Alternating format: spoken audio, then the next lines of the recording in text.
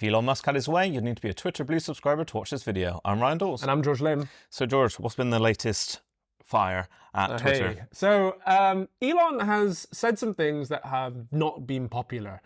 Really?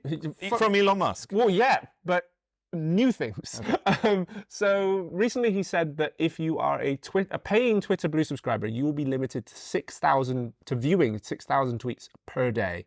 And if you're not a paying subscriber, you're limited to just 600 tweets per day. Which is crazy because of the whole point of Twitter is that real-time information. Yeah. I mean, obviously since Twitter implemented a load of these policy changes, it's broken things like severe weather alerts.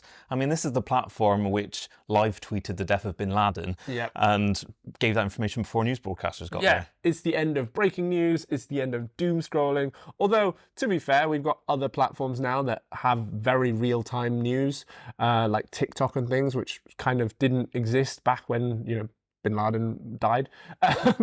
But yeah, there's just a lot of moves that Twitter are making that are just not being very popular. Another one being that TweetDeck in about a month will be behind a paywall. So you will have to be a Twitter Blue subscriber to use TweetDeck. Yeah, and as a daily user of TweetDeck, I mean, this is going to be an absolute nightmare for me. But they've also reduced the functionality. Like, they say that they're bringing it back, but you can't have things like Teams no longer on TweetDeck to have one account manage sort of multiple profiles and that sort of thing. Yeah, people were assuming that this was just sort of hey, we got some good news to counteract this bad news. But it's because a lot of the moves that Twitter have been doing broke the old TweetDeck.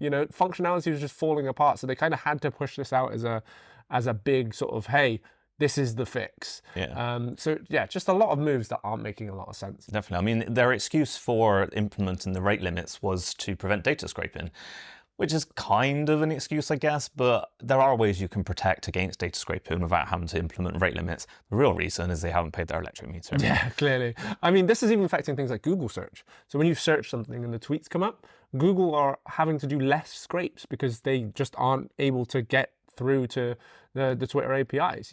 I think before the changes, they were doing something like 470 odd million scrapes.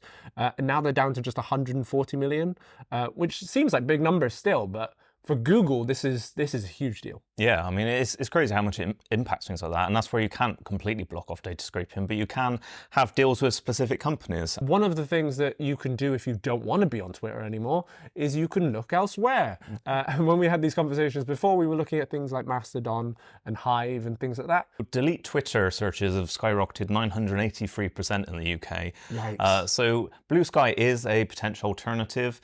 It is basically just Mastodon in a different skin for me, is that kind of semi-decentralized sort of solution, which, I quite like. It might be an alternative, but I don't know why you'd do that over Mastodon. The other big player who's coming into the field is Meta. So Meta have teased, and today they announced that on Thursday they will be releasing Threads, which is their text-based social media platform. Interestingly, there's rumors that it will tie in with Mastodon.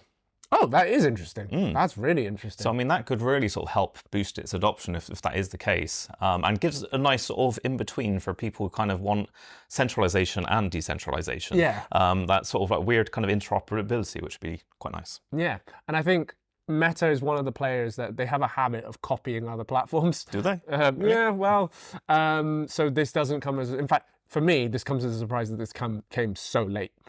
This is only just coming around.